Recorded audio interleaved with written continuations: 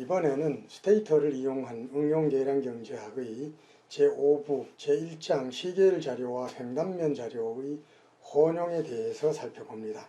횡단면 자료와 시계열 자료를 혼용한 데이터를 이용하는 방법에 대한 것인데, 개념은 시간의 변화에 따라서 수집된 서로 독립된 횡단면 자료를 결합한 것이다. Pooled Cross-Sectional and Time Series Data라고 합니다. 여러 경제 주체들에 대한 서베이 자료를 이용을 해서 연, 분기, 월, 일 등으로 조사된 자료를 바로 횡단면 자료와 시계열 자료를 혼용한 자료라고 이야기를 합니다. 이러한 횡단면 자료와 시계열 자료를 혼용한 자료는 보다 많은 관측치를 활용을 함으로써 파라메타 추정치의 정확성을 개선시킬 수가 있고, 또 시간의 경과에 따른 동적 측면을 파악할 수가 있습니다.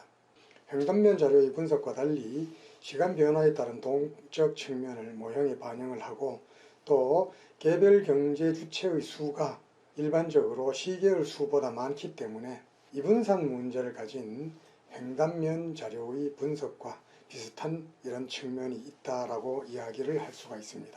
그러면은 시계열 자료와 횡단면 자료가 혼용된 자료에서 바로 시간의 경과를 반영을 하기 위해서는 보통 상수항과 기울기 변화를 모형에 반영하는 경우가 많습니다. 횡단면 자료와 시계열 자료가 혼용된 자료에서 표본이 추출된 모 집단의 분포는 시간에 따라서 변화하게 됩니다. 따라서 시간의 변화를 무시한다면 우리가 지금까지 배워왔던 고전적 최소 자성법에 의한 추정량은 편의를 갖게 됩니다. 이 도표에서 보시게 되면 우선 A, B, C라는 이러한 경제 주체들의 시간 변화에 따른 어떤 변수의 추세를 보여주고 있습니다. A는 중간 부분, B는 하단 부분, C는 상단 부분을 이렇게 통과해서 A, B, C는 서로 상수항이 틀립니다. 그래서 각각 따로 상수항을 가진 이런 함수로 정의를 했을 때는 A, B, C 함수가 이렇게 추정이 되겠지만은, 그것을 무시하고 추정을 하게 되면은 1A 곡선으로 이렇게 추정이 됩니다. 이럴 경우에는 상수항에 바이어스가 초래됩니다. 그 다음에는 역시 마찬가지로 A, B, C 이런 경제 주체들의 통계 분포가 이럴 때 기울기의 동적 측면을 무시를 한다면은 C, B로 각각 추정될 것이 EA로 추정이 되는 이런 문제가 생기게 됩니다. 바로 이러한 문제가 횡단면 자료와 시계열 자료가 혼용된 자료에서 상수항의 변화와 기울기의 변화를 무시했을 때 생기는 파라메타 추정치의 변화를 보여주는 것이라고 할 수 있습니다. 그러면은 바로 시간 더미 변수를 도입을 함으로써 이런 문제를 해결을 할 수가 있습니다. 상수항의 변화를 반영을 한다든지, 그 다음에는 기울기의 변화를 반영을 한다든지, 두 개를 합쳐서 상수항과 기울기가 동시에 변화하는 모습들을 더미 변수를 도입을 함으로써 반영을 할 수가 있게 됩니다. 그리고 시간 변화에 따른 이 상수항, 절편이라든지 기울기 변화가 과연 의미가 있는지 없는지 여부를 통계적으로 검증하는 데 있어서는 지금까지 배웠던 에포트 검증법이 사용이 됩니다. 바로 시간 변수를 상수항을 반영을 하고 기울기를 반영을 하고 상수항과 기울기의 변화를 동시에 반영을 하고, 또 이런 상수항이 결합적으로 의미가 있는지 없는지 이런 것들에 대한 전체 검증을 하는 방법은 데이터의 처리 부분에서 이미 살펴본 바가 있습니다.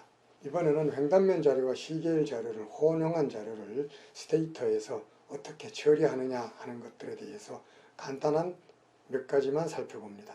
첫 번째, 더미 변수를 활용하는 방법은 이미 데이터 처리 부분에서 살펴보았듯이 더미 변수를 생성을 합니다. 이때는 generate 또는 tabulate, gen 옵션을 이용하는 이런 명령어를 이용을 해서 더미 변수를 생성을 할 수가 있다 이랬었고, 이번에는 더미 변수로 활용될 이 변수가 여러 개의 범주를 가질 경우에는 AREG라고 하는 회귀 명령어에다가 observe라는 이런 옵션을 사용을 해서 여러 카테고리를 가진 더미 변수를 별도의 더미 변수를 생성하지 않고도 쉽게 처리할 수 있다라고 이렇게 이야기를 했습니다.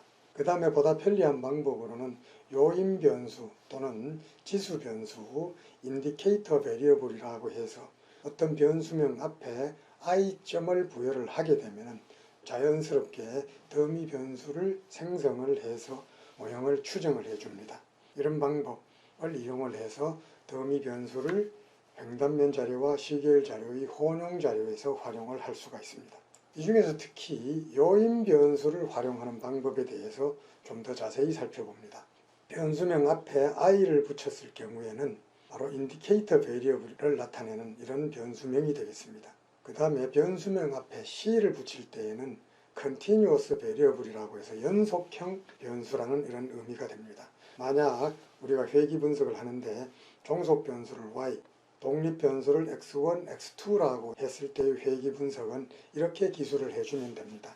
이때 x1은 바로 두 개의 값만을 갖는 더미 변수가 되겠습니다. 그런데 만약에 x1이라는 이 변수가 두 개의 속성을 가지는 것이 아니라 0과 1의 속성을 가지는 것이 아니라 1, 2, 3 또는 1, 2, 3, 4와 같은 여러 범주를 가질 때에는 바로 이 x1 변수의 앞에다가 i자를 붙여서 인디케이터 베리어블로 활용을 하게 되면 여기에 있는 범주의 개수에서 하나를 제외한 개수만큼의 파라미터 추정치가 구해집니다. x2는 연속형 변수이기 때문에 그대로 사용을 할 수가 있습니다.